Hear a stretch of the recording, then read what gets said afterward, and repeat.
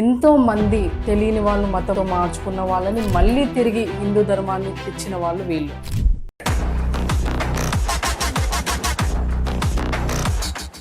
అసలు మన హిందూ ధర్మాన్ని ఎందుకు ప్రచారం చేయాలి? మరి మంచి ధర్మ రక్షకుడుగా లేదంటే మంచి హిందూ ధర్మ ప్రచారకుడుగా ఎందుకు కాకూడదు? మీలాగా హిందూ ధర్మ ప్రచారం చేసే వాళ్ళని వేళ్ళలో లెక్క పెట్టచ్చు. సో ఈవెన్ దో మీ ఫ్యామిలీ అంతా బాగా రన్ అవుతున్న టైంలో మీరు ఆ ఎదుర్కొన్న స్ట్రెస్ ఎలా ఉండే? పాపకి కళ్ళు తిరిగి పడిపోతే వాడు ఏం చెప్పాడు, పాపకు కూడా కరోనా వచ్చేసింది, హైదరాబాద్ తీసుకెళ్ళకపోతే 24 అవర్స్లో పాప చనిపోతుంది అని చెప్పారు. ఒక పక్క అసలు నాన్ స్టాప్గా ఏడుస్తున్నాం, ఆయన అక్కడ ప్రాణాపాయ స్థితిలో ఉన్నాడు, పాపకి ప్రాణాపాయ స్థితి అని చెప్తున్నారు. నేను ఏం చేయాలి? ఇక్కడికి వచ్చేసరికి నాకు నిమ్స్ హాస్పిటల్లో మన హిందూ బంధువులు అందరూ ఉన్నారు. కేవలం ఒక హిందూ ధర్మరక్షకుడి కూతురు అని మాత్రమే.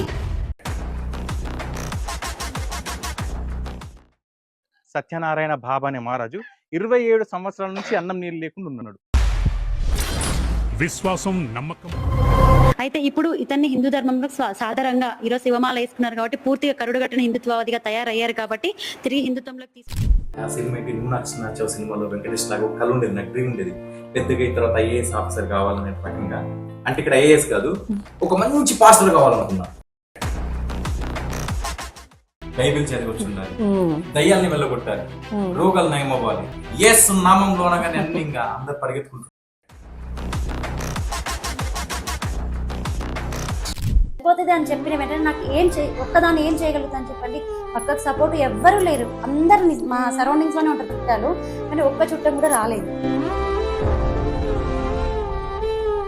కానీ ఏడ్చుకుంటూ ఒక మాట, పప్ప నువ్వు శ్రీకృష్ణుని నమ్ముతావు కదా పప్ప, నిజంగా ఆ శ్రీకృష్ణుడు ఉంటే నన్ను బయటికి తీసుకొస్తాడు పప్ప, నువ్వేం బాధపడకు పప్ప అని చెప్పి ఏడ్చేసింది మా పాప కూడా.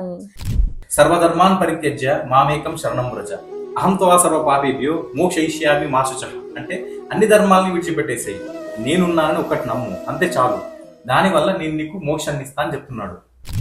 నాకు నిజంగానే మరి అప్పు ఉంది కదా, ఒక 50,000 అప్పు ఉంది, నాకు తీరుస్తారా అని ఒక పోస్ట్ పెట్టా ఫేస్బుక్.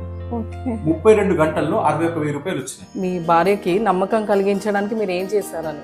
ధర్మో రక్షితి రక్షితః, ధర్మాన్ని నువ్వు రక్షిస్తే ఆ ధర్మం నిన్ను రక్షిస్తుంది. అందరికీ నమస్కారం, వెల్కమ్ టు మన జూమిన్ టీవీ. ఈ రోజు మనతో పాటు ఉన్నారు హిందూ ధర్మ ప్రచారకర్తలు ఇద్దరు మనతో పాటు ఉన్నారు.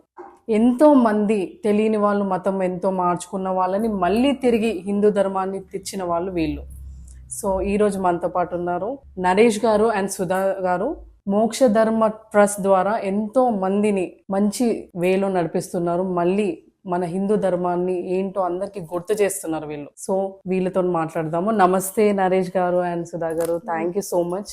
మీరు మా మన జూమిన్ ఛానల్ కి ఈ రోజు ఇంటర్వ్యూకి ఒప్పుకున్నందుకు ధన్యవాదాలు సార్. జై శ్రీరామ్.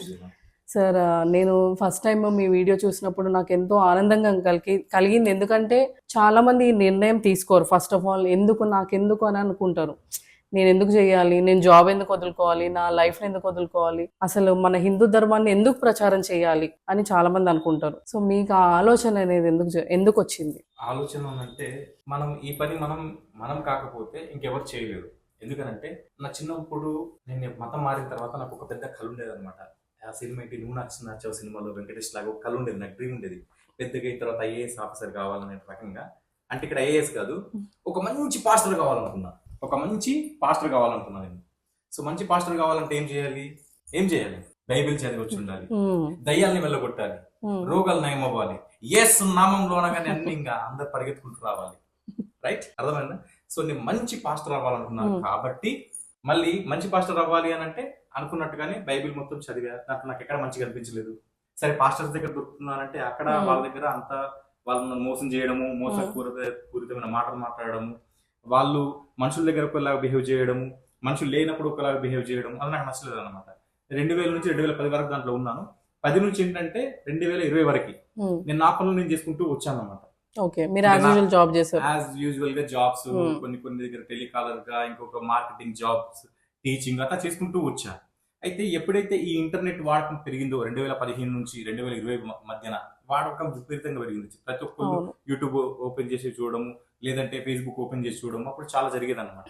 ఇంకా అప్పుడు చూస్తే ఇంకా డిటాచ్ అనగానే ఒకటి పడిపోవడం, ఇంకా నాకు దేవుడు వచ్చి నాకు అట్లా చేశాడు ఇట్లా చేశాడు అని చెప్పి.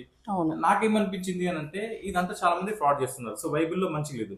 అంతకుముందు నేను భగవద్గీత కూడా నేను చదివాను. నేను చదివిన తర్వాత నాకు ఏమనిపించింది అంటే, ఒకవేళ ఇన్ కేస్ నేను క్రైస్తవ్యంలోనే ఉంటే నేనేం చేసేవాడిని? నా డ్రీమ్ ఏంటి? ఒక మంచి పాస్టర్ అవ్వాలి.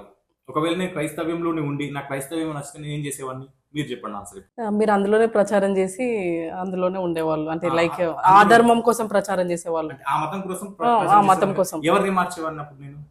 మీరే చెప్పండి సమాధానం. ఎవరిని మార్చేవాడిని? అందరినీ మార్చేవాళ్ళు. అందరిని అంటే ఏ మతం వాళ్ళని మార్చేవాడిని? ఇప్పుడు మీరు హిందూలో ఉన్నారు, హిందూ మతం వాళ్ళని మళ్ళీ హిందువులోనే క్రైస్తవ ప్రచారకుడిగా అవుతే ఎవరిని మతం మార్చాలని చూసేవాడిని అప్పుడు? హిందువులనే కదా. హిందువులే ఉన్నారు కదా, ఇంకెవరు? హిందువులనే మారుతాను కదా. నాకు ఒకసారి ప్రశ్న ఏమనిపించింది అంటే, ఒకవేళ నేను క్రైస్తవుడిగా ఉండి నేను పాస్టర్ గా అయి ఉంటే ఖచ్చితంగా నేను ఇదే పని చేసేవాడిని. పాస్టర్ గా తప్ప ఇంకా నేను వేరే పని చేసేవాడిని. మరి అక్కడ పాస్టర్ గా చేస్తే నాకు 1000 రూపాయలు వస్తాయి.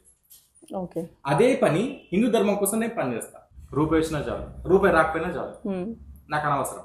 కానీ అక్కడ నేను మంచి పాస్టర్ అవుదాం అనుకున్నాను కదా, మరి మంచి ధర్మ రక్షకుడుగా లేదంటే మంచి హిందూ ధర్మ ప్రచారకుడిగా ఎందుకు కాకూడదు అని క్వశ్చనింగ్ చేస్తున్నాను. ఆ క్వశ్చన్ నుంచి పుట్టిందే ఈ యొక్క హిందూ ధర్మ ప్రచారం. మీలాగా హిందూ ధర్మ ప్రచారం చేసే వాళ్ళని వేలలో లెక్క పెట్టచ్చు, అంతే.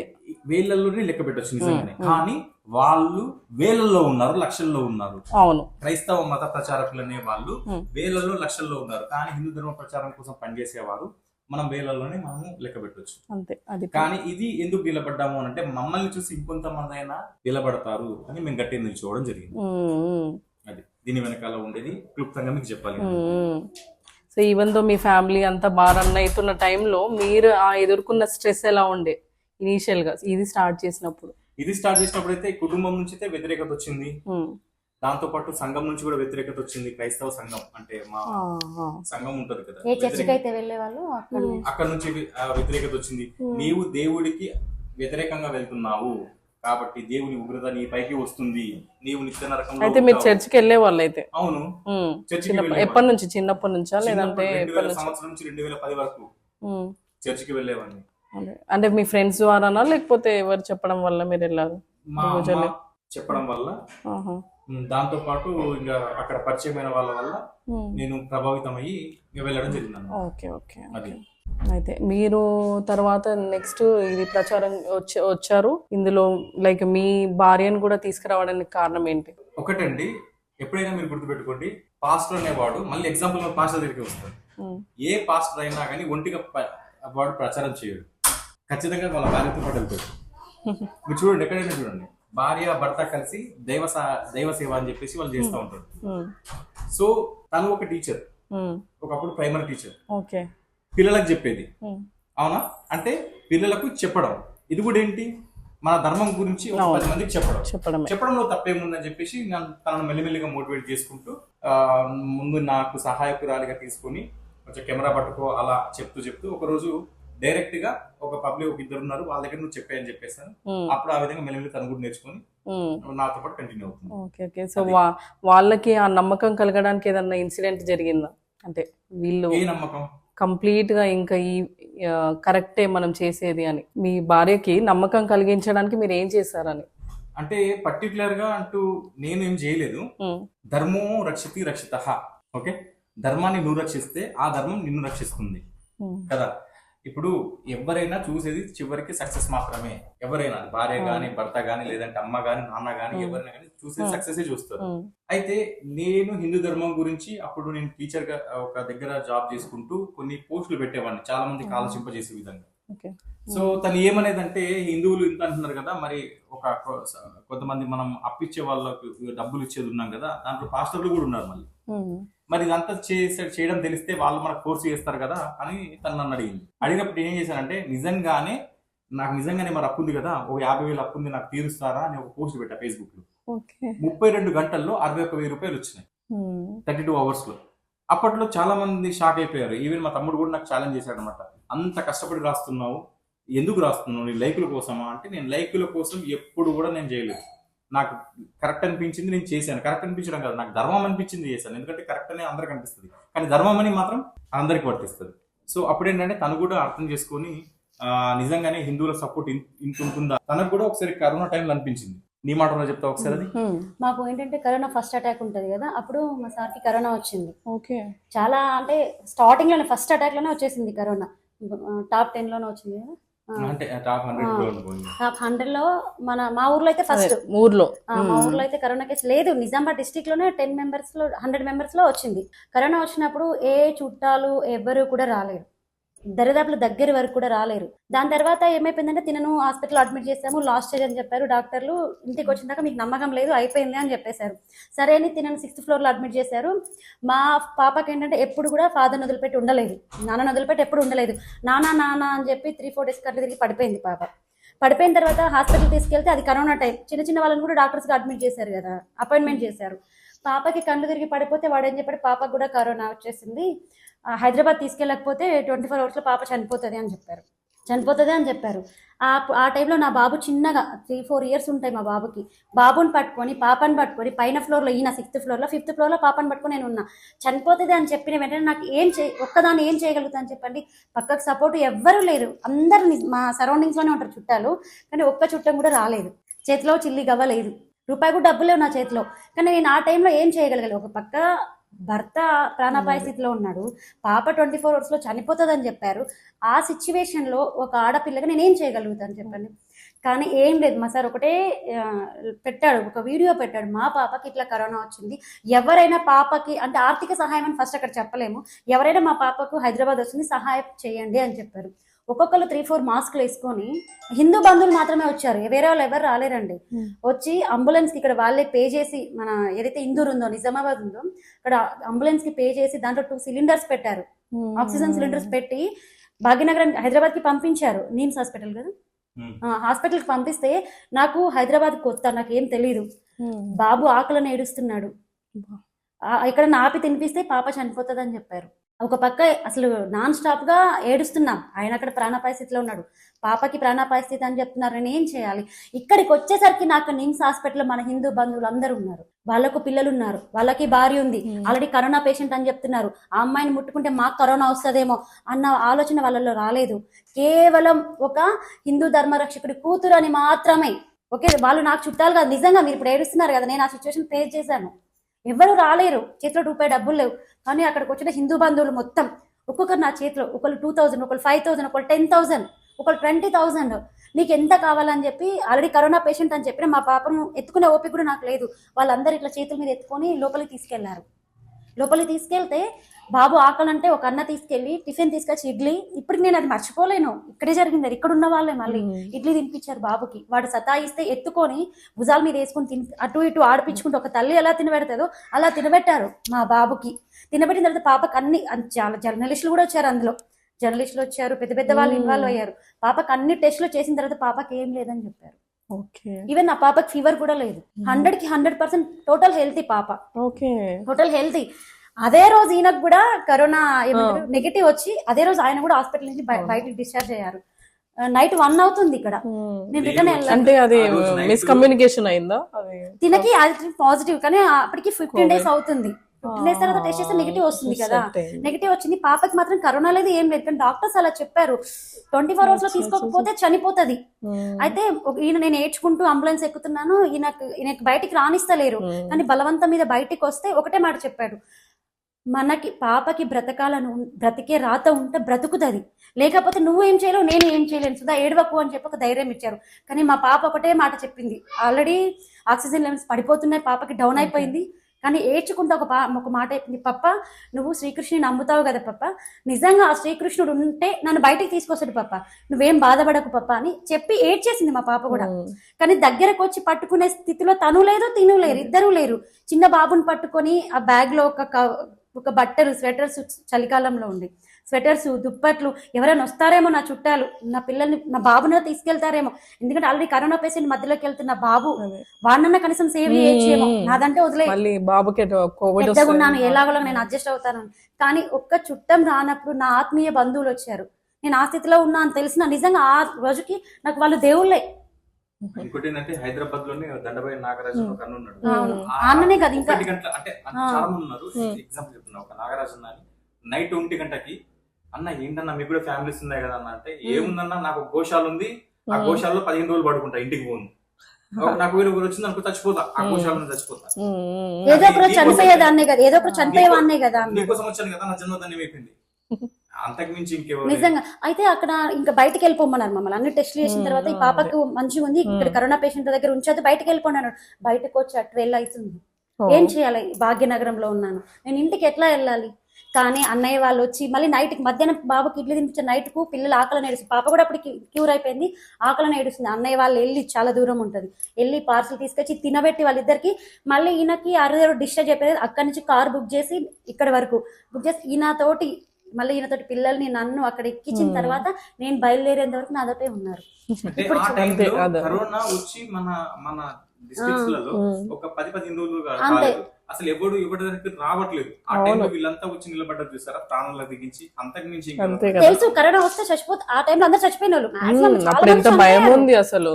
అయినా కానీ వాళ్ళ ప్రాణాలకి తెగించి వాళ్ళ ఫ్యామిలీస్ కూడా పక్కకు పెట్టి అంటే జాగ్రత్తలు తీసుకున్నారు. మాస్క్ ఎంత పెట్టుకున్నా రారండి, వస్తారా 3 మాస్క్లు వేసుకొని.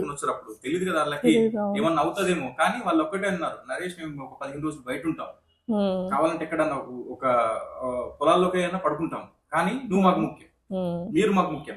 అంతా చెప్పిన తర్వాత నాకు ఇంకా అప్పుడు అనిపించింది, ఒకవేళ చచ్చిపోతే అక్కడే చచ్చిపోయేవాడు కరోనా. ఎందుకంటే నా పక్కన పేషెంట్స్ కొంతమంది 17 సంవత్సరాల పిల్లలు కూడా నా దగ్గర ఇప్పటికి కూడా అది ఫేస్బుక్ లో ఉంది, ఆ లాక్ లో పెట్టాను. నా ముందర ఒక అబ్బాయి చనిపోయాడు, రాత్రి వచ్చాడు, పొద్దున్న చనిపోయాడు. అబ్బాయి చచ్చిపోయి 15 సంవత్సరాల అబ్బాయి చనిపోతే నేను ఒక పక్క ఆపిల్స్ తినడం అంటే అలవాటు అయిపోయింది. అంత దుర్భరమైన పరిస్థితి నేను చూశాను. అది అప్పటికి మళ్ళీ మీడియాలో అది పెడుతూనే ఉన్నారు, ఆ కరోనా తోటి అలా ఇలా ఎవ్వరు బయటకు వచ్చే స్థితిలో లేరు. అలాంటి టైంలో వాళ్ళు వచ్చారు అని అంటే ఈ బతుకు వాళ్ళ కోసం కాకపోతే ఇంకెవరి కోసం బతకాలి? అదే ట్రూ. ఇంకా నువ్వు లక్షలు కోట్లు సంపాదించుకునేంటి, అంతకన్నా గొప్ప సంపద ఉంది మా దగ్గర. హిందూ బంధువుల సంపదే మాకు. ఇప్పుడు మీరు అన్నారు అదే క్రిస్టియానిటీలో ఉంటే మాకు కొన్ని కోట్లు వచ్చేటి, నిజం, అదైతే నిజం. ఇదే ప్రచారం మేము ఒక క్రిస్టియానిటీలో చేసి ఒక హిందువుని మతం మారిస్తే వాడు జీవితాంతం మాకు 10వ భాగాలు ఇస్తాడు. వాడు కాదు, వాడు పిల్లలు కూడా ఇస్తారు, తరాలు ఇస్తానే ఉంటారు. ఎందుకు వదిలిపెట్టుకొని వస్తున్నా? మాకు అవసరం లేదు. అదేమంటారు, ఆ సంపద అలాంటి విలువలేని సంపద మాకు. ఇది అక్షయమైన సంపద మీరు మాకు ఇచ్చారు కదా ఇప్పుడు, అవునా? ఇది అక్షయమైన సంపద, ఇది మా దగ్గర ఉంది. ఇది అక్షయమైన సంపద. మిని ముక్తి మార్గం, భక్తి మార్గం, దీంట్లో నుంచి కొంచెం చదివాను, అది ఆల్రెడీ మా ఆత్మ కనెక్ట్ అయిపోయింది. ఇది కదా సంపద. ఇప్పుడు నేను నిజంగా చెప్తున్నా, మన హిందువులు చాలా మంచి వాళ్ళు ఉన్నారండి, మంచి వాళ్ళు కాదని కాదు. వాళ్ళు ఏంటంటే ఎవరికి ఏం చేయాలో అది చేస్తారు వాళ్ళు. ఇప్పుడు మేము ఈ పొజిషన్ లో ఉండడానికి కారణం వాళ్ళ సపోర్టే, వేరే ఎవరి సపోర్ట్ లేదు. 0 స్థాయి నుంచి మేము ఈ స్థాయికి వచ్చాము అంటే ఏదో అంటే కోట్లతోటి కాదు, డబ్బులతోటి కాదు, ఇంత మంచిగా హిందూ ధర్మ ప్రచారం చేస్తున్నామంటే వాళ్ళ సపోర్టే. 100% అది అంతే. ఎవరు సపోర్ట్ లేదు, మన చుట్టాల సపోర్ట్ ఎవరిది లేదండి, ఓన్లీ హిందూ బంధువుల సపోర్టే. అందుకే మేము వాళ్ళని హిందువులో లేకపోతే మా ఫాలోవర్స్ అని మేము చెప్పాం, హిందూ ఆత్మ బంధువులు వాళ్ళు మాకు అంతే. మేము ఇక్కడ ఎవరింటికి వచ్చినా వాళ్ళ ఇంటికే వెళ్ళిపోతాం, వాళ్ళ ఇళ్ళకే వెళ్ళిపోతాం, డైరెక్ట్ వాళ్ళే మా బంధువులు అనుకుని వెళ్ళిపోతాం. ఎందుకంటే మమ్మల్ని ఈ పొజిషన్ లో ఉంచడానికి వాళ్ళు కూడా చాలా తాపత్రయపడ్డారు. మీరు అంటే చాలా మందిని ఇట్లా అంటే చెప్పారు, ఇట్లా మతము ఇలా ఉంటది అని, మన కృష్ణుడి గురించి కానీ ఇది అన్ని డీటెయిల్ గా చెప్పి మళ్ళీ మార్చిన వాళ్ళు ఎంతమంది ఉన్నారు? 60కి పైన కుటుంబాలు. కొంతమంది ఏంటంటే కెమెరాకి వచ్చారు, కొంతమంది రాలేదు, అంతే డిఫరెన్స్. కానీ వచ్చిన కెమెరాకి ఎవరైతే వాళ్ళు ప్రతిదీ వీడియో రూపంలో చెప్పారు. నేను అడిగేది ఏంటంటే ఏ ఏజ్ గ్రూప్ వాళ్ళు ఎక్కువ మాడుతున్నారు, అండ్ మీరు చెప్పినాక ఎవరు మళ్ళీ తిరిగి వచ్చారు? అంటే ఏజ్ గ్రూప్ అంటే సెటైన్ వాళ్ళ ఎవరైతే ఆర్థికంగా ఆరోగ్యపరంగా బాగుండని వాళ్ళు ఉంటారు కదా, ఆ అమ్మ నాన్న వాళ్ళు మారితే ఆటోమేటిక్ గా పిల్లలు కూడా మారుతారు. అంటే ఏజ్ గ్రూప్ ఇక్కడ కాదు, పిల్లలు అక్కడికి వెళ్ళిన తర్వాత వాళ్ళకి సంబంధించి పాటలు పాడించడము, వాళ్ళతో పరిచయ పేరు మీద వాళ్ళతో సేవ చేయించడము, ఇదంతా చేయిస్తారు. చర్చి ఊడిపించడము, చర్చి కడిగిపించడము, వాళ్ళని రాపులు చేయడము, పాస్టర్ కి సేవ చేయడం, యూత్ చాలా మంది ఎక్కువ మంది చెప్పే రీజన్ ఏంటి అంటే ఎందుకు మారాము క్రిస్టియన్ లోకి అని? రీజన్ ఏంటంటే మాకు ఒకప్పుడు ఆరోగ్యం బాగాలేదు, ఎప్పుడైతే యేసు ప్రభువు మా జీవితంలోకి వచ్చాడో అప్పటి నుంచి మాకు ఆరోగ్యం బాగా అయ్యింది. దీనికి రీజన్ కూడా నేను చెప్తాను. మన పల్లెటూరు తెలంగాణ పల్లెటూరులో మాక్సిమం ఏంటంటే తాగుతారు చాలా మంది. ఇక్కడికి ఇప్పుడు పంతులు గారు అంత కళాఖండిగా చెప్పరు నువ్వు తాగొద్దు అని చెప్పి. ఎక్కడ చెప్తారా? నువ్వు గుళ్ళోకి వెళ్తే చెప్పరు నువ్వు తాగొద్దు అని చెప్పరు. కానీ ఇక్కడ పాస్టర్ అతని వీక్నెస్ అన్ని తెలుసుకుంటాడు, అతనికి ఏం చేయడం వల్ల ఇది వస్తుందని. తాగడం మానేయమని చెప్తారు.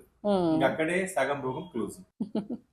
తాగడం మానేసిన తర్వాత అతని రోగం మాక్సిమం మెల్లిమెల్లి పోతుంది.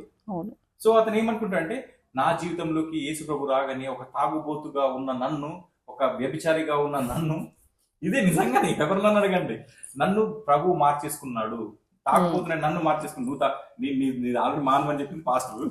అయితే ఇంకొకటి మీరు గమనించారో లేదో, ఎవరైతే మతం మారారో వాళ్ళు తాగడం, నేను తాగుడు కోసం చర్చికి వెళ్ళాను, లేకపోతే నాకు ఆర్థిక సమస్యలు ఉంటే చర్చికి వెళ్ళాను, సంథింగ్ ఇంకోటి చెప్తారు. ఎవరైనా నేను దేవుడి కోసం చర్చికి వెళ్ళాను ఎవరైనా విన్నారా మీరు? నాకు నిజంగా యేసు కావాలి అని చర్చికి వెళ్ళానని మీరు ఎక్కడన్నా చూసారా? వాళ్ళకి దేవుడు అవసరం లేదు. చిన్నది ఎందుకంటే ఆయన దేవుడు కాదని వాళ్ళకి కూడా తెలుసు, కానీ ఒప్పుకోరు అంతే. అయితే అంత పీక్ స్టేజ్ లో ఉన్న వాళ్ళని మళ్ళీ మన హిందూ ధర్మాన్ని మార్చడం ఎంతో కష్టం. సో దానికి మీరు వాళ్ళకి ఎలాంటి మోటివ్ అనేది ఇచ్చారు అని? మోటివ్ అంటే ఒక చర్చికి వెళ్ళే వాళ్ళని ఇంకో చర్చికి వెళ్ళమని చెప్తాం అంతే. అక్కడ రాసుకుంటారు. ఇప్పుడు ఎగ్జాంపుల్, ఒక తను పెంతకోస్తు సంఘంకి వెళ్తున్నాడు అనుకుందాం. ఏ పెంతకోస్తు పాస్టర్ ఏం చెప్తాడమ్మా, పాస్టర్ ఇంకా బాగా చెప్తాడు అని అంటే, వాళ్ళు ఈ వారం ఇక్కడ చర్చికి మానేసి ఇంకొక వారం ఆ చర్చి దగ్గరికి వెళ్తారు. ఆ చర్చికి వెళ్ళిన తర్వాత ఒక 2 వారం 3 వారాల తర్వాత ఇతను ఎంక్వైరీ చేస్తారు ఎందుకు రావట్లేదు అని చెప్పేసి. ఆ పలానా చర్చికి వెళ్తున్నాడు అని కానీ వాళ్ళని మళ్ళీ ఇతను ఏం చేస్తాడు, వీళ్ళింటికి వెళ్ళి నువ్వు ఆ పలానా చర్చికి వెళ్తున్నావు కదా, మనకి 2 రకాల సంఘాలు ఉంటాయి. ఒకటి ఎత్తబడే సంఘము, ఇంకోటి మొత్తబడే సంఘము. అంటే ఎత్తబడే సంఘము అని అంటే పరలోకంకి వెళ్ళే సంఘము మనది, నువ్వు ఆ సంఘంకి వెళ్తే నిన్ను పరలోకం దేవుడు తీసుకెళ్ళడు అని మళ్ళీ అట్లా మోటివేషన్ చేస్తారు. అంటే ఆ పాస్టర్ ఒక లుచ్చ ఒక లఫంగా వాడి దగ్గరికి వెళ్తున్నావు, వాడు నరకం తీసుకపోతే నీ ఇష్టం పోతే పోనని ఇది డైలాగ్ లో ఓడిపోతుంది. మళ్ళీ ఇక్కడికి వస్తుంది, మళ్ళీ వాడు మళ్ళీ ఇంటికి వస్తాడు. ఇంటికి వస్తుంది, ఏందమ్మా మన 3 వారాలు వచ్చినావు ఎందుకు రాలేదంటే, అది కాదు పాస్టర్, అయ్యి కాదు మీ సంఘం అంటే నీ బొందనే నీ బొంద. ఆడే వాడే సాధనకు సంబంధించినడు, నువ్వు నా సంఘం కస్తేనే పైకి ఎత్తబడతావు, లేదంటే మాత్రం నీకు నరకం అని చెప్పగానే ఇంకా డైలాగ్ లో పడిపోతుంది. నేను ఇంత పరలోకం పోతున్నా పోనా, ఏ పాస్టర్ వెళ్తే పోతా కావాలంటే అవునా కదా. ఫస్ట్ క్వశ్చన్ ట్రై చేస్తాము, వేరే చర్చి మారంగానే ఒక ట్రై చేస్తాం, దాని తర్వాత బైబిల్ చదవమని చెప్తాం, మేమే చదవమని చెప్తాం. ఇప్పుడు ఎగ్జాంపుల్ భగవద్గీత చదవమని నేను రిఫర్ చేశాను అనుకో, ఖచ్చితంగా భగవద్గీత చదివితే దాంట్లో ఏముందో తెలుస్తుంది.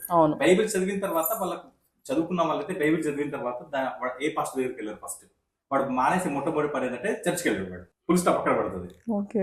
మీరు చాలా మంది ఏంటంటే అటు చర్చికి వెళ్ళలేక ఇటు బైబిల్ చదవలేక ఏం కావాలో వాళ్ళకి అర్థం కాని వాళ్ళు చాలా మంది ఉన్నారు. ఇప్పుడు ఈ ఇంటర్నెట్ వచ్చిన తర్వాత, ఈ ఇంటర్నెట్ యుగంలో సత్యం అనేది ప్రకటితం అవుతుంది, ఇంకా నిజమైన సువార్త తెలుసుకుంటున్నారు. శవార్త వదిలిపెట్టేసి శువార్త శవార్త అంటే శవం అంటే ఏంటి, మా ఊడు సచ్చాడు లేచాడు, ఎవడు యేసు సచ్చాడు లేచాడు, అది శవార్త. సువార్త అంటే ఏంటి, మంచి వార్త. నిజం, అసలు నిజంగానే ఒకడు మన పాపాల కోసం చచ్చిపోతే మనకి పాపాలు పోతాయా అని క్వశ్చన్ చేసుకుంటున్నాడు వాడు ఫస్ట్. ఒకడు మన పాపాల కోసం చచ్చిపోతే, అంటే ఇప్పుడు నేనున్నాను, నాకు ఇప్పుడు నా కొడుకున్నాడు, నా కొడుకుకి తర్వాత పెళ్ళయిన తర్వాత వాడికి వచ్చే మనవళ్ళు, ఇంకా మన వల్ల కూడా ఈ ఏసే రక్తం సరిపోతుంది అందరికి. వీళ్ళందరూ నా మునిమల్ వాళ్ళు ఎవరైతే వాళ్ళు పుట్టబోయే వాళ్ళ కోసం కూడా ఈ ఏసు రక్తం సరిపోతుంది. అది లాజిక్ సరిపోతుంది. అసలు నువ్వు మంచి కర్మాలు చేస్తే నీకు మంచి వస్తుంది, చెడు కర్మాలు చేస్తే చెడు వస్తుంది. ఇది భగవద్గీత క్లియర్ ఉంది. అంటే నా పాపం నాకు నేను నా వెంటనే, నా కొడుకుది వాడిది వాడు వెంటనే, ఎవడి కర్మకు ఎవడు బాధ్యుడు కాదు ఇక్కడ. మరి వాళ్ళు ఏం చెప్తున్నారంటే, నువ్వు చేసిన పాపం కావు మా యేసున్నాడు, ఆ రక్తం స్వీకరించిండు, నీ పాపం. అసలు ఒక మనిషిలో ఎంత లీటర్ రక్తం ఉంటుందండి? ఒక మనిషిలో ఎన్ని లీటర్ రక్తం ఉంటది? ఇంతమంది జనాలకు ఆ యేసు రక్తం ఎలా సరిపోతుంది? చిన్న లాజిక్ ఎట్లా అర్థం చేసుకోకుంటామండి. ఈ లాజిక్ ఒకటి అర్థం చేసుకుంటే సరిపోతుంది. అంటే ఈ పాస్టర్లు చెప్పేది రాంగ్. నిజం చెప్పాలంటే యేసు కూడా తెలియదు అంత రక్తంకు, ఆయన రక్తంకు అంత పవర్ ఉంది. ఎందుకంటే యేసు చెప్తున్నాడు మత్తయి సువార్తలో, ఒక ధనవంతుడైన ఒక అబ్బాయి వస్తాడు, వచ్చి యేసు ప్రభువా నాకు నిత్య జీవం కావాలి, ఐ మీన్ అంటే పరలోకం నాకు కావాలి, సో వాట్ ఐ డూ, నేనేం చెయ్యాలి అని అడుగుతాడు. అప్పుడు ఏం చేస్తాడంటే, ఇంకొక 3 రోజుల్లో అతను చనిపోబోతున్నాడు అనమాట. అప్పుడు ఏం చేయాలి, యేసు నువ్వు ధనవంతుడు కాబట్టి నీకు నిత్య జీవం కావాలంటే, పరలోకం కావాలంటే just wait for the 3 days, ఒక 3 days నా కోసం వెయిట్ చేయి, నేను చచ్చిపోతాను నా రక్తం తోటి నీకు. ఆయన చెప్పలేదు, ఏం చెప్పిండనంటే, నువ్వు నీ తల్లిదండ్రుల్ని నువ్వు సత్కరించు, దాంతో పాటు నువ్వు నీ దేవుణ్ణి మాత్రమే కొలువు, అబద్ధాలు ఆడకు, ఇవి చెప్పిండు. కానీ నా రక్తం తోటి నీకు పాప క్షమాపణ లేదు అని అంటే పరలోకం ఇస్తానని చెప్పేసి నా రక్తం ద్వారా నీ పాపాలు కడగబడతాయని ఎవరైనా రిఫరెన్స్ తెచ్చిస్తే ఇప్పటికీ ఆఫర్ అంతే ఉంది. 10 లక్షల రూపాయలు మీకే. 10 లక్షలు ఎందుకంటే దాంట్లో లేదు. చెప్పాము. దానికోసం చాలా మంది ఇది ఒకటే నోట్ చేసుకుని చాలా మంది ఫోన్ చేశారు 10 లక్షలు నాకు ఇస్తావా అని చెప్పేసి. అది లేదు. ఆ యేసు ఎక్కడ కూడా నా రక్తం ద్వారా నీ పాపాలు కడగబడతాయని ఎక్కడ చెప్పలేదు. అరే నిరూపించండి రా ఇస్తామంటే నిరూపించారు. ఎందుకంటే అందులో లేదు రిఫరెన్స్. ఏదో తీసుకొని ఎవరో పాస్టర్లు కనిపెట్టి రిఫరెన్స్లు తీసుకొని వచ్చి చెప్తారు కానీ యేసు ఎక్కడ కూడా పాపం చెప్పుకోలేదు. ఏసు ఏదైతే చెప్పాడు అదే చెప్పండి రా బాబు అంటే చెప్పడు. డబ్బులు మాత్రం 10 లక్షలు ఇస్తావా లేకపోతే అకౌంట్ లో వేస్తావా అని అడుగుతున్నారు పాస్టర్లు. అంటే వాళ్ళు ఇప్పటికైనా మనం అర్థం వాళ్ళు డబ్బు కోసమే పని చేస్తారు అంతే. దేవుడితో వ్యాపారం చేస్తున్నారు. ఇదైతే 100%. ఈవెన్ అదే మంత్లీ ఇవ్వడం కానీ చేయడం కానీ. 1 లక్ష సంపాదించేవాడు 10 లక్షలు ఇవ్వాలి. 10,000 సారీ, లక్ష సంపాదించేవాడు 10,000 ఇవ్వాలి. 10 లక్షలు కాదు. ఓకే, లక్ష సంపాదించేవాడు 10,000 ఇవ్వాలి. ఇప్పుడు ఎగ్జాంపుల్ ఒక 15,000 సంపాదించేవాడు ఇవ్వకపోతే పరలోకంలో సీట్ క్యాన్సిల్. నిన్ను సాతాను వచ్చి వేధిస్తది. దేవుడి ఉగ్రత నీ మీదికి వస్తది. మళ్ళీ సాతాన్ని ఎవరు సృష్టించాడు? మళ్ళీ అంటే యేసు యొక్క తండ్రి సాతాన్ని సృష్టించాడు. సాతాన్ని ఎందుకు సృష్టించాడు అని అంటే ఎవడెవడైతే యేసు నమ్ముకోడో వాడి దగ్గరికి వెళ్ళి నువ్వు వాళ్ళకి శ్రమలు పెట్టు. అయితే నాకు ఇప్పటికీ అర్థం కాని విషయం ఏంటంటే యేసు రక్షకుడు గొప్ప దేవుడు అని చెప్తా ఉంటాడు కదా, మరి పుట్టించే వాళ్ళందరినీ క్రిస్టియన్స్ నే పుట్టియచ్చు కదా, హిందువులుగా పుట్టించి వాళ్ళని మతాలు ఎందుకు మార్చాలి? ఇప్పుడు దేవుడు అని చెప్పారు కదా, మధ్యలో ఎందుకు మతం? వాళ్ళు ఫస్ట్ నుంచి క్రిస్టియన్స్ నే పుట్టియచ్చు కదా, హిందువులు పుట్టించి వాళ్ళని మతం మార్చమని దేవుడు చెప్పాడా? మీరు చెప్పారు కదా హాస్పిటల్లో ఎంతో మంది మీకోసం నిల్చున్నారు వచ్చి ఎంతో ప్రేమతోని. సో ఆ టైంలో మీరు లోపల హాస్పిటల్లో ఉన్నప్పుడు మీకు ఎలా అనిపించింది ఆ క్షణంలో? ఆ క్షణంలో అంటే నిజం చెప్పాలంటే అప్పుడు నాకేమనిపించింది అంటే నేను చనిపోబోతున్నాను నాకు అనిపించింది. అనిపించిన తర్వాత ఏం చేశానంటే తనకు ఒక మెసేజ్ పెట్టాను. ఏమని పెట్టానంటే డాక్టర్ నాకు ఫోన్ వాడద్దు అని చెప్పాడు. రేపటి వరకు స్విచ్ ఆఫ్ పెడుతున్నాను ఎందుకంటే చాలా మంది కాల్స్ చేస్తున్నారు కాబట్టి అని నేను స్విచ్ ఆఫ్ పెడుతున్నాను ఒక మెసేజ్ పెట్టేసి నేను స్విచ్ ఆఫ్ చేసుకున్నాను.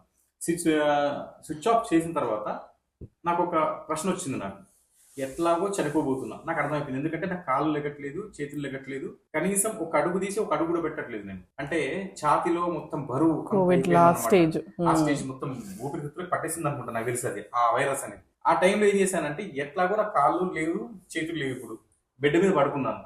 ఒక డాక్టర్ వచ్చి ఏమన్నాడంటే నీకు చెప్తే అర్థం అవ్వట్లేదా, నిద్రపో అనే మాట నాకు ఎలా అనిపించిందంటే ఆ మనిషిలో బాడీలో ఒక వేరే సోళ్ళు ఇట్లా వైబ్రేట్ అవుతున్నట్టుగా అతను దేవుడే వచ్చి నీకు చెప్తున్నా కదా పడుకోమని చెప్పి పడుకో నిద్రపో అని చెప్తే అర్థం కావట్లేదు అనగానే అతను ఒక దేవుళ్ళ కనిపించింది నాకు. అక్కడ కనిపించిన తర్వాత ఎందుకు పడుకోమంటున్నాడు అని కొంచెం ఆలోచిస్తే ఎట్లాగో చనిపోబోతున్న నేను ఎందుకు ఏడుస్తూ లేదు అని అంటే అన్ని జ్ఞాపకాలు మళ్ళీ నేను తెచ్చుకొని ఎందుకు చచ్చిపోవాలి? చచ్చిపోయే ముందర ఆనందంగా చచ్చిపోతా, సంతోషంగా చచ్చిపోతా, చిరునవ్వుతో చచ్చిపోతా అని ఏం చేశానంటే అప్పుడు నేను ఒక సెల్ఫ్ రియలైజ్. నాకు అప్పుడు 32 years. నాకు ఒక 4 years బ్యాక్ నాకు కుమారుడు ఉన్నాడా నేను క్వశ్చన్ ఇస్తున్నాను, లేడు. Question answer. నాకు ఒక 12 years బ్యాక్ నాకు ఒక 10 years బ్యాక్ కూతురు ఉందా? లేదు. 11 years బ్యాక్ నాకు భార్య ఉందా? లేదు. అది 32 years బ్యాక్ అసలు నేను ఉన్నానా? లేని వాడి గురించి నేను ఎందుకు బాధపడాలి అని ఒక స్మైల్ ఇస్తూ హాయిగా కళ్ళు మూసుకొని అలాగే ఒక ఆనందమయ స్థితిలోకి వెళ్ళిపోయాయి. ఇంకా చచ్చిపోతున్నట్లు ఆనందంగానే చచ్చిపోతాం. ఇన్ని సంవత్సరాలు మన ఆనందం అంటే ఏంటో నాకు తెలియదు కాబట్టి చచ్చిపోయే ముందైనా ఆనందంగా అని చెప్పి కళ్ళు మూసుకొని అలాగే శ్వాస మీద ధ్యాస పెట్టుకొని ఆనందంగా ఉన్నాను. అప్పుడు ఏమైపోయిందంటే మీరు భూచక్రం చూసారా, తిరుగుతో చూసారా, ఒక విష చక్రం లాగా ఒక స్పార్క్ అనేది స్టార్ట్ అయిపోయింది బాడీలో. ఇంకా ఎప్పుడైతే నేను బాడీ కదపడం ఆఫ్ చేసేసి కేవలం శ్వాసను మాత్రమే హాయిగా తీసుకొని వదలడం స్టార్ట్ చేశాను, ఒక స్పార్క్ అనేది స్టార్ట్ అయిపోయి ప్రతి నరం అది పోతూ అది ప్రతి దాన్ని క్లియర్ చేసుకుంటూ అలా వేలలోకి వస్తేనేమో వేలు ఇలా అయిపోతుంది అనమాట. వేలు ఇలా అయిపోయి మళ్ళీ చక్క అయిపోతుంది. మస్తు తర్వాత ఈ వేలు అలా అయిపోయి అది చక్క అయిపోతుంది. అది మొత్తం క్లియర్ చేసుకుంటూ అలాగే కాలు వేలు కూడా మొత్తం అలా ఒక 2.5 hours తర్వాత తీసుకుంటే అది మళ్ళీ అది తీసుకొచ్చి మొత్తం కడుపు దగ్గర అది అయిపోయింది అనమాట. అంటే ఇంకోటి ఎక్స్పీరియన్స్ ఏం చేశానంటే అలా శ్వాస తీసుకొని వదిలేస్తున్నప్పుడు ఒక్కసారి నాకు ఇక్కడ ఒక బ్రహ్మాండమైన వెలుగు నాకు అనిపించింది. అది మొత్తం బాడీ అనే కాదు, అసలు ఆ వెలుగు ఇంతవరకు నేను చూడలేదు. దాన్ని మరి ఆత్మ సాక్షాత్కారం అంటారా ఏమంటారో తెలియదు కానీ అది అలా వచ్చిన తర్వాత ఏంటంటే తర్వాత ఒక డాక్టర్ వచ్చాడు. డాక్టర్ వచ్చి ఏం చేశాడంటే నా చేయి పట్టుకున్నాడు. చల్లగా ఉంది నా చేయి. అతను హీఈస్ డెడ్ అని చెప్పేసి అన్నాడు. హీస్ డెడ్ అనగానే నాకు అర్థం కాక నేను ఏం చేశానంటే అప్పుడు వెంటనే అతనికి చెప్పేశాను, ఏమండి లోపల పని జరుగుతుంది లోపల నన్ను ముట్టుకోకండి అనగానే అతను ఒక్కసారి పక్కన చేతి తీసేసి దూరం జరిగిపోయాడు. ఎందుకంటే వాళ్ళు డైలీ ఎన్నో డెడ్ బాడీస్ చూస్తున్నారు కదా. అతను ముట్టినప్పుడు కూడా నాకు స్పర్శ అనేది చాలా చల్లగా అనిపించింది, మొత్తం మొద్దుబారిపోయింది. తర్వాత కరెక్ట్ 2:30కి లేచిన తర్వాత కాలు వస్తుంది నడవడానికి. డైరెక్ట్ బాత్రూంలోకి వెళ్ళిపోయా. ఇంకా అక్కడ మోషన్ పోయి వచ్చి చూసుకున్న వరకల్లా కొత్తగా పుట్టా. అప్పుడు రాసిన పోస్ట్ ఇప్పటికి కూడా ఉంది. అసలు నాకేం జరిగింది అనేది పోస్ట్ రూపంలో రాసినప్పుడు నాకేం జరిగింది అనేది అసలు నాకు విచిత్రం అనిపిస్తుంది. అంటే కొత్తగా పుట్టాను అనేది నాకు అనిపిస్తుంది అనమాట. అంటే పూర్వజన్మ సుకృతం వల్ల ఇంకా నేను చేయాల్సిన పని ఇంకా ఎంతో బాగుంది కావచ్చు, అందుకే నేను ఇక్కడ బయటపడ్డానేమో నాకు అప్పుడు అనిపిస్తుంది అనమాట. ఇది ఒక ఎక్స్పీరియన్స్ ఎక్కడ నేను చెప్పలేదు, ఇక్కడే నేను మొదటిసారి చెప్పడం. ఇది నిజంగా ఏ ఇంటర్వ్యూస్ లో చెప్పలేదు. ఒకటి ఎవరినో నమ్మించడానికి కాదు, నా లైఫ్ లో జరిగింది నేను చెప్పాను, అంతేగాని ఇలా చేయడం వల్ల మీకు వస్తుంది అని చెప్పను. ఇప్పుడు ఎగ్జాంపుల్, నేను దాని తర్వాత కొంతమంది యోగ గురువులు, ధ్యాన గురువుల దగ్గరికి వెళ్ళి ధ్యానం చేయడం వల్ల నీళ్ల పైన పడుకోగలుగుతున్నాను. అంటే ఎప్పుడు పడుకోవడానికి కోసం నేను ధ్యానం చేయలేదు, ధ్యానం చేయడం వల్ల అది వచ్చిందేమో నాకు తెలియదు. నీళ్ల పైన హాయిగా పడుకుంటాను. అట్లాంటి ఇప్పుడు మొన్న ప్రయాగరాజ్ వెళ్ళినప్పుడు అక్కడ ఆ వీడియోస్ అనేవి నేను యూట్యూబ్ లో కూడా పెట్టా, చూడొచ్చు. గ్రేట్. అయితే మీరు ఏ ఇయర్ లో ఇది స్టార్ట్ చేసినప్పుడు ఆ ఇయర్ లో ఈ మత మార్పిడి అనేది ఏ పర్సెంటేజ్ లో ఉండే? అంటే మీరు కరెక్ట్ గా స్టార్ట్ చేసింది ఏ ఇయర్ లో? 2020. ఓకే. ఆ టైంలో ఎలా ఉండే మన పరిస్థితి, మన చుట్టూ, మీ ఊర్లో గానీ చుట్టుపక్కల ఊర్లో గానీ అప్పుడు పరిస్థితి ఎలా ఉండే? అప్పుడు ఏంటంటే ప్రతి ఊర్లో పాస్టర్లు, అంటే నా పరిధిలో వేరే పరిధి కూడా అంతే ఉండొచ్చు, పాస్టర్లు రావడము, ఎక్కువ మందిని మార్చడానికి ప్రయత్నం చేయడం అది చేస్తున్నారు. అయితే నాలాగా క్వశ్చనింగ్ చేసే వాళ్ళు పెరగడంతో ఇప్పుడు ఏంటంటే ఉన్న వాళ్ళు కొంచెం బ్యాక్ వస్తున్నారు, ఇంకొంతమంది ఏమో అక్కడే ఉంటున్నారు, కొత్త వాళ్ళు మాత్రం వెళ్ళట్లేదు. కొత్త వాళ్ళు అసలు మారట్లేరు. ఏంటంటే నిజాలు తెలుసుకుంటున్నారు. సత్యమైన దేవుడు, వాళ్ళంటారు సత్యమైన దేవుడు యేసు అని, అది అసత్యం అని తెలుసుకుంటున్నారు జనాలు. ఆ ట్రూత్ అనేది తెలుస్తుంది అంతే. అంటే మీరు అప్పుడు ఆ నిర్ణయం తీసుకున్నందుకు ఇప్పుడు అది సాధించగలిగారు.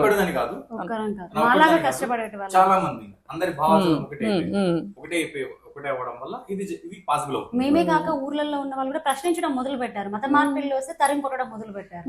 లాజికల్ గా కూడా అది ట్రూయే కదా.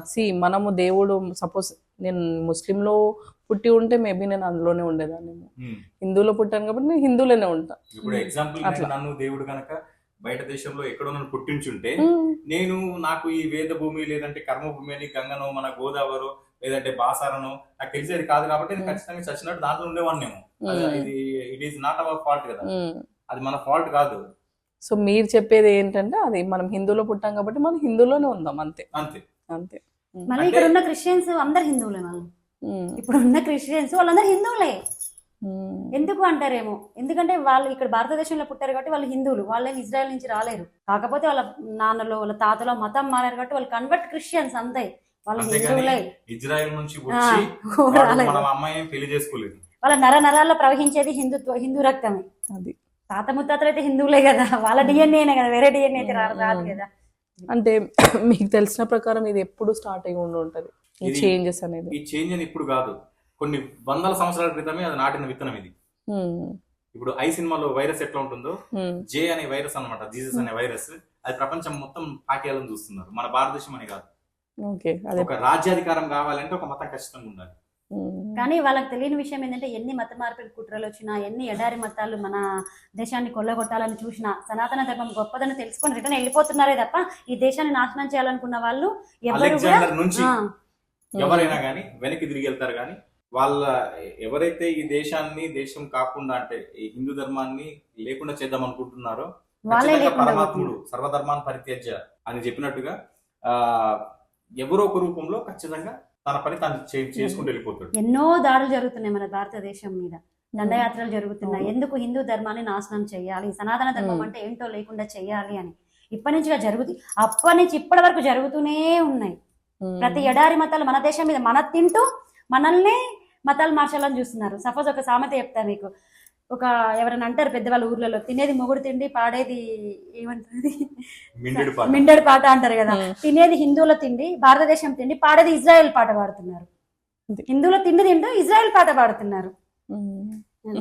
అది జరుగుతుంది ఇప్పుడు ప్రస్తుతానికి. సో మీరు బైబిల్ చదివారు, భగవద్గీత చదివారు, రెండు చదివారు కదా. ఆ రెండిట్లో మీకు డిఫరెన్స్ ఏమనిపించింది? బైబిల్లో ఏంటంటే, నన్ను నమ్మితేనే నీకు పరలోకము, నన్ను నమ్మని వానికి నిత్య నరకము. ఇప్పుడు ఎగ్జాంపుల్, ఒక పాప ఉంది అనుకుందాం, ఒక బాబు పుట్టాడు, 10 సంవత్సరాలు కాకముందే, లేదా తనకు ఊహ తెలియకముందే 6 సంవత్సరాలకి చనిపోయాడు అనుకుందాం. ఇప్పుడు అతను వాళ్ళు నమ్మలేదు కాబట్టి అకార్డింగ్ టు బైబుల్ వాళ్ళు ఖచ్చితంగా నరకానికి వెళ్ళిపోతారు. ఇది కరెక్ట్ అది కాదు. కాదు. ఇంకో విషయం, ఇప్పుడు అంటే మరి ఒక పాస్టర్ వచ్చి నాకు చెప్తున్నాడు నువ్వు యేసుని నమ్మితేనే పరలోకానికి అని. మరి నాకు ఒక తాత ముత్తాతలకి ఎవరు చెప్పలేదు కదా, మరి ఎవరు చెప్పలేదు కదా మా తాత ముత్తాలకి, మరి వాళ్ళు ఎక్కడికి వెళ్తారు? అంటే యేసుని తెలుసుకోలేదు కాబట్టి నరకమే అంటాడు వాడు. మరి మీ తల్లిదండ్రులు ఎక్కడికి వెళ్తారంటే మా తల్లిదండ్రులు నరకమని చెప్తాడు వాడు. ఎందుకంటే యేసుని నమ్ముకోలేదు. ఇంత ఇల్లాజికల్ ఫెయిల్స్. అంటే వీడేం పుణ్యకార్యం చేసుకున్నాడు, వీడు ఇప్పుడు 2000 సంవత్సరాల యేసు చచ్చిపోయిన 2000 సంవత్సరాల తర్వాత ఇప్పుడు వీడు పరలోకం పోతాడు, వీడి యొక్క తాత ముత్తాతలు మొత్తం నరకం పోతారంట. అది కొంచెం ఎథిక్స్ పరంగా చూసిన, విలువల పరంగా చూసిన కరెక్ట్ అది? కరెక్టా కాదు కదా, లాజికల్లీ కరెక్ట్ కాదు కదా, లాజిక్ కరెక్ట్ కాదు. సో మనం భగవద్గీత దగ్గరకు వద్దాం. భగవద్గీతలో ఏముంటుందంటే, నువ్వు నన్ను ఏ రూపంలో కొలిచినా, ఏ నామంతో పిలిచినా నేను నీకు అనుగ్రహిస్తాను. కానీ ఒక యోగం అనేది ఉంటుంది. యోగం అంటే ఇది పెద్దది కాదు. నువ్వు చేసే పని మీద ఫలితం గురించి ఆలోచించకుండా ఆ పనిని నా మీద భారం వేసి చేసేసుకో. ఆ ఫలితం ఎలా వచ్చినా నాకు అర్పణ చేసేయి. నువ్వు నన్ను ఏ నామంతో అయినా పిలువు. మరి ఇక్కడ స్విచ్ ఉందా లేదా? అవునా? ఇప్పుడు ఇంతకుముందు ఒక చిన్నగా సర్వధర్మాన్ పరిత్యజ్య మామేకం శరణం వ్రజ అహం త్వా సర్వ పాపేభ్యో మోక్షయిష్యామి మా శుచః. అంటే అన్ని ధర్మాలని విడిచిపెట్టేసేయి, నేనున్నానని ఒకటి నమ్ము, అంతే చాలు. దానివల్ల నేను నీకు మోక్షాన్ని ఇస్తా అని చెప్తున్నాడు. అంతేగాని నన్ను నమ్మకపోతే మాత్రం నరకంలో ఇస్తాను కృష్ణ పరమాత్ముడు ఎక్కడం లేదు.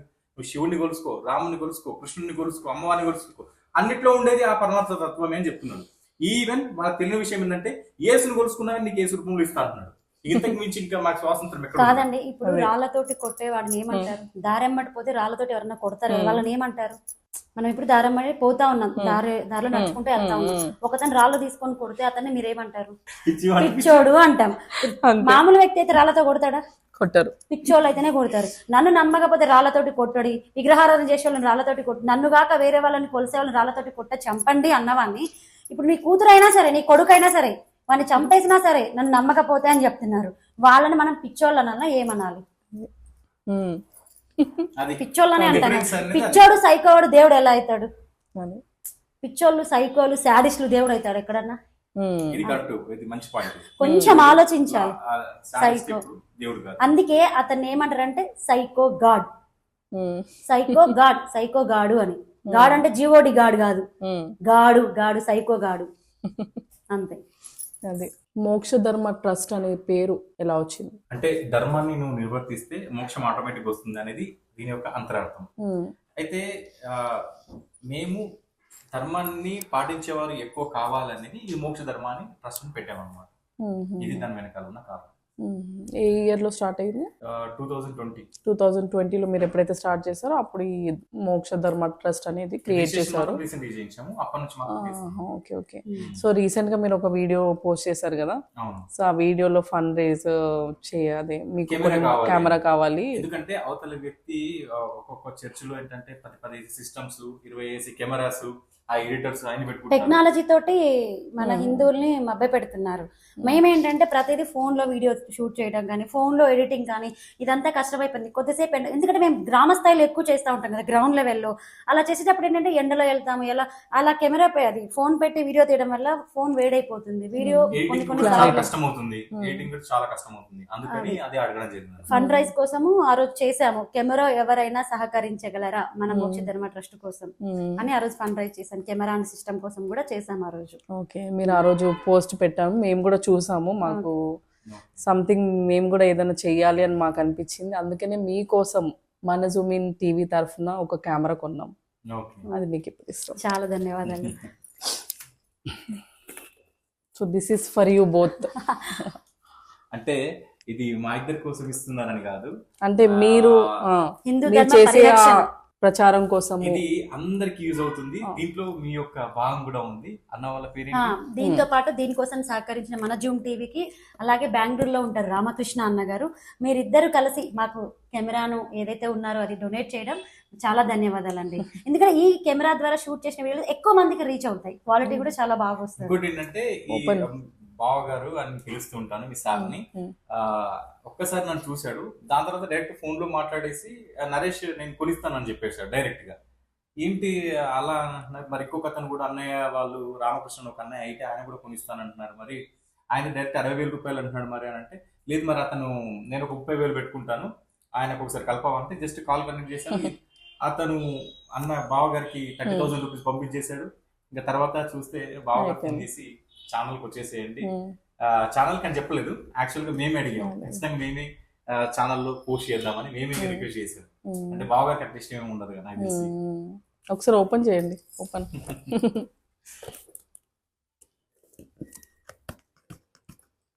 వావ్, సూపర్, చాలా ధన్యవాదాలండి. దీని ద్వారా ఇంకా ఎక్కువ మంది అసలు మేము ఆ ఫండ్ రైజ్ చేయగానే మీరు సహకరించినందుకు, మీతో పాటు రామకృష్ణ అన్న గారు, మాతో పాటు రామకృష్ణ గారు కూడా హెల్ప్ చేస్తారు. చాలా ధన్యవాదాలు. అలాగే ఇంకొంతమంది మాకు కొంచెం సపోర్ట్ చేశారు దీనికోసము, అంటే లైటింగ్స్ కానీ వాళ్ళకి కూడా ప్రత్యేక ధన్యవాదాలు. చాలా మంది సహకరించారు, అంటే వాళ్ళకి తోచిన విధంగా సహకరించారు. ఇదిగోండి మనం మోక్ష ధర్మ చెప్పాలంటే మీ ఇప్పుడు దీని కాస్ట్ 61,000 ఉంది కదా, వచ్చిన ఫండ్ ఏంటంటే దాంట్లో 5% కూడా రాలేదు. మేము ఫండ్ రైజ్ చేస్తే వచ్చింది అంటే అర్థం చేసుకుంటే 5% కూడా రాలేదు. అసలు కెమెరా ఆ డబ్బులతో కొనలేము, కానీ చిన్న చిన్న లైట్స్ మాత్రం కొనుక్కోవచ్చు. అంటే దానికోసం కొందరు సహకరించారు, కెమెరా కోసం, అంటే మాకు తోచిన విధంగా పంపిస్తున్నాము అనేసి. 5 రూపీస్ నుంచి 500 వరకు, 5,000 వరకు, 5,000 వరకు కూడా. ఇంకొక వచ్చేసి 4,000 పంపించారు, కెమెరాకి వాడండి, రీసెంట్ గా పంపించారు, వాడండి. ఎక్కువ ఏంటంటే మా ఛానల్ చూసే వాళ్ళు ఏంటంటే మధ్య తరగతి హిందువులు ఎక్కువ మంది చూస్తున్నారు కాబట్టి వాళ్ళు తోచినట్టుగా 100, 200, 500 రూపాయలు అని వాళ్ళు పంపించారు, కానీ అది సరిపోదు, ఆ డబ్బు సరిపోయింది. ఎప్పుడైతే బావగారు కానీ రామకృష్ణ గారు కానీ ఇన్వాల్వ్ అయ్యారో ఇది సింపుల్ గా అయిపోయింది. అయితే చూడండి, మన మోక్ష ధర్మ ట్రస్ట్ కొరకు గ్రామ స్థాయిలో చేస్తున్న ధర్మ కార్యక్రమాల కొరకు మన జూమిన్ టీవీ అండ్ రామకృష్ణ అన్నగారు, అన్నగారితో పాటు ఇంకా కొంతమంది సహకరించారు. మెయిన్ అయితే ఈ కెమెరా మన ముందుకు రావడానికి మన జూమిన్ టీవీ అండ్ రామకృష్ణ అన్నగారు దీనికోసం సహకరించారు. అలాగే మన చిన్న చిన్న లైట్స్ కోసం, స్టాండ్ కోసం ఇంకా కొంతమంది మన హిందుత్వవాదులు సహకరించారండి. వాళ్ళందరికీ మన జూమింగ్ ఛానల్లో చెప్తున్నాం ఏంటంటే ప్రత్యేక ధన్యవాదాలు. మెయిన్ గా ఏంటంటే ఇదైతే మాకు నిజంగా సర్ప్రైజ్. ఇప్పుడు మెయిన్ గా ఏంటంటే మీరు చేసే ఆ ప్రచారం కానీ అది ఆ వే అనేది మేబీ ఆ దేవుడికే నచ్చిందేమో, అందుకనే ఇంతమంది రూపంలో వచ్చి మీకు హెల్ప్ చేస్తున్నారు. అంటే చెప్పాను కదా, ధర్మం గురించి మనం పోరాడితే ధర్మము తనకు ఎవరిని ఉపయోగించుకోవాలో వాళ్ళని ఉపయోగించుకుంటుంది. త్రిబుల్ సినిమాలో ఒక డైలాగ్ ఉంటుంది, యుద్ధం చేసేవాడికి వాటి ఆయుధాలు వాటంతట అవే వెతుక్కొని వస్తాయని చెప్పి.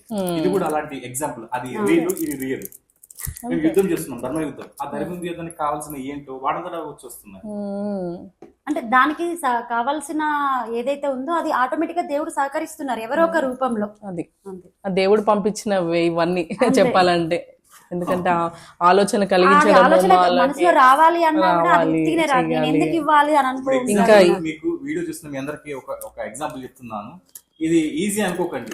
ఈజీ అనుకున్న వాళ్ళు ఎవరైనా కానీ మీ ప్రాణ స్నేహితుడికి ఆన్ ది స్పాట్ ఒకసారి ఫోన్ చేసి మా అమ్మ ఒక 10,000 రూపాయలు లేకుంటే 1,000 రూపాయలు అడగండి, ఇవ్వరు. వెంటనే ఇస్తాడా లేదంటే రీజన్ చెప్తాడా? కామెంట్ లో చెప్పండి ఒకసారి. అరే ఇప్పుడు లేవురా, ఈఎంఐ కట్ అయినాయి, లేకపోతే వేరే వాళ్ళకి లేవు అని చెప్తా ఉంటారు. ఒకసారి పరిచయానికి 30,000 రూపాయలు ఎవరు పెట్టుకుంటారు? అసలు ఇంకొక రామకృష్ణ అన్నగారు అయితే జస్ట్ డైరెక్ట్ కాల్ చేసి, కాల్ కూడా కాదు, చూడలేదు, గూగుల్ పే ఉంటుంది కదా, దాంట్లో మీతో మాట్లాడొచ్చు అని నాకు అక్కడ మెసేజ్ పెట్టాడు. నేను అందులో నంబర్ ఇచ్చా, మళ్ళీ నంబర్ ఇస్తే నాకు కాల్ చేశాడు. జస్ట్ ఒక్క మాటలోనే, ఏమండి మీకు ఎవరు ఇవ్వకపోయినా పర్వాలేదు, నేను క్రెడిట్ కార్డు ఇచ్చేస్తాను, ఆ క్రెడిట్ కార్డు ద్వారా మీరు 60,000 తోటి తీసేసుకోండి. ఎవరు నాకు తెలియదు ఆయన మనసులో భగవంతుడు సంకల్పించాడు. అది ఆ సంకల్పం అనేది మా దగ్గర స్ట్రాంగ్ గా ఉంది. అదే రోజు ఆ అన్నగారు కాల్ చేయడం, ఈ అన్నగారు కాల్ చేయడం, అసలు రెండు ఒకటేసారి కోఇన్సిడెన్స్ లాగా. అదే ఈవెన్ నేను రామకృష్ణ గారికి థ్యాంక్స్ చెప్తున్నాను, ఎందుకంటే మాతో జాయిన్ అయ్యి మీకు సాయం చేయడానికి ఎవరో తెలియదు, ఏదో ఫ్రెండ్స్ లాగా ఇద్దరం కలిసి ఇచ్చినట్టు అయింది. తనకు కూడా థ్యాంక్స్. ఈవెన్ మీకు కూడా, లైక్ మీరు చూస్ చేసుకున్న పాత అనేది అది ఎవరు చెప్పింది కాదు, అసలు అది ఆ దేవుడు సంకల్పమేమో, ఆ దేవుడి సంకల్పమేమో. ఉదాహరణకి ఇప్పుడు మీ నాన్నగారు చేసే ఆ ప్రయత్నంలో నుంచి వచ్చింది ఈ ప్రయత్నం. అవును, అది చిన్న సంకల్పం కాదు, చాలా పెద్ద సంకల్పం. ఇంకోటి ఏంటంటే ఆయన ఎప్పుడైతే ఎస్టాబ్లిష్ చేశారో అప్పుడే నేను పుట్టా. అంటే చూడండి, అంటే మేము కొత్తగా చేసింది కాదు, అది అక్కడ నుంచి మాకు అది పాస్ అవుతూ వస్తుంది అన్నమాట. ఆల్రెడీ డిజైన్ చేసేసారు, డిజైన్ ఉంటుంది. ఇది ఏది కూడా ఊరికే ఉండదు, భగవత్ సంకల్పమే జరిగేది ఎవరిని చేసిన. అది ఈ రోజు మీరు ఇక్కడ కూర్చొని మాట్లాడుతున్నారు అంటే అది కూడా డెఫినెట్ ఇది కూడా అన్ఎక్స్పెక్టెడ్ అసలు ఈరోజు మాట్లాడతామని అనుకోలేదు. ఆ దేవుడు సంకల్పం ఈ రోజు ఉంది, అనుకోకుండా ఈరోజు జరిగింది. అంతేనండి. అది నేను కూడా చాలా హ్యాపీగా ఫీల్ అవుతున్నాను. లైక్ మీకు లైక్ మిమ్మల్ని ఇంటర్వ్యూ చేయడం అనేది చాలా గ్రేట్ గా ఫీల్ అవుతున్నాను. అది థ్యాంక్ యూ సో మచ్ మీ ఇద్దరికి కూడా. ఇంకా లైక్ మీ వేని మీరు కరెక్ట్ గా వెళ్తున్నారు, అలానే వెళ్తూ ఉండండి. అంతే మీరు అంటే ఆ దేవుడు అన్ని చూస్తున్నారు కాబట్టి డెఫినెట్లీ అంతే మీకు అందుతుంది కదా, ఇట్లా సహాయం అందుతుంది. చాలా మంది అసలు ఊహించలేని అన్నట్టు జరుగుతుంది కదా. మీరు చెప్పిన విధంగా కూడా కోవిడ్ టైంలో కూడా మీరు ఎంతో ఫేస్ చేశారు. ఎంతో మంది ఆత్మ బంధువులు మీ దగ్గరకు వచ్చారు. కోట్ లాస్ట్ వాళ్ళే మాకు. అదే కదా, అది వింటుంటేనే నాకు ఆ డిఫరెంట్ ఫీలింగ్ ఉంది. బట్ చాలా బాగా జరిగిందండి. Thank you so much. మీరు ఏమన్నా చెప్పాలనుకుంటారు ఫైనల్ గా మన జూమ్ ఇన్ వ్యూవర్స్? ఇంకా చెప్పేది ఏం లేదండి, మీరు ధర్మాన్ని ఆచరించండి. ధర్మం గురించి పని చేసే వాళ్ళు ఎవరో మీ ఏరియాలో రికగ్నైజ్ చేయండి, వాళ్ళని కొంచెం పుషప్ చేయండి చాలు. ఎందుకంటే ధర్మపరులు ఇంట్లో కూర్చుంటే అధర్మ పరులు రాజ్యం వెళ్తారని చెప్పి గోపాల సినిమాలో పవన్ కళ్యాణ్ డైలాగ్ ఉంది. అది ఇంకోసారి మీరు చూసి. లాస్ట్ క్వశ్చన్, మీరు మూవీస్ ఎక్కువ చూస్తారా? ఎందుకు చూస్తానంటే యూత్ ఎక్కువ మంది అలానే అడ్డమైన మూవీస్ చూడరు, అన్ని చూస్తారు. అడ్డమైన మూవీస్ అంటే ఇప్పుడు అదే అంటే మూవీ ప్రియులు అంటే కొంతమందికి మూవీస్ అంటే ఇష్టం ఉంటుంది. మూవీస్ వాళ్ళ కోసం చూస్తారు, నా కోసం చూడదు. అంటే వాళ్ళ మెంటాలిటీ ఎలా ఉంటుంది. ఇప్పుడు జాతి రత్నాలు అని అంటే ఏమనుకుంటారంటే అది ఒక బిరుదు అనుకుంటారు. సినిమాలో సెటైరికల్ అది. అంటే యూత్ ఎలా ఉన్నారు అంటే వాళ్ళ లెవెల్కి వెళ్ళి నేను చెప్పాల్సి వస్తుంది. వాళ్ళు ముగ్గురు కలిసి చేస్తాడు ఫర్ ఎగ్జాంపుల్, ముగ్గురు కలిసి చేసి పాసిబుల్ అంటే ఎక్కడ చేస్తే అక్కడ పాసిబుల్ అవుతుంది. మన పిల్లలు ఆడుకున్నట్టు. కాబట్టి మూవీ చూస్తాను. అదే సో మొత్తానికి it was great actually talking to you. Thank you so much. Thank you. చాలా ధన్యవాదాలు. జై శ్రీరామ్. జై శ్రీరామ్.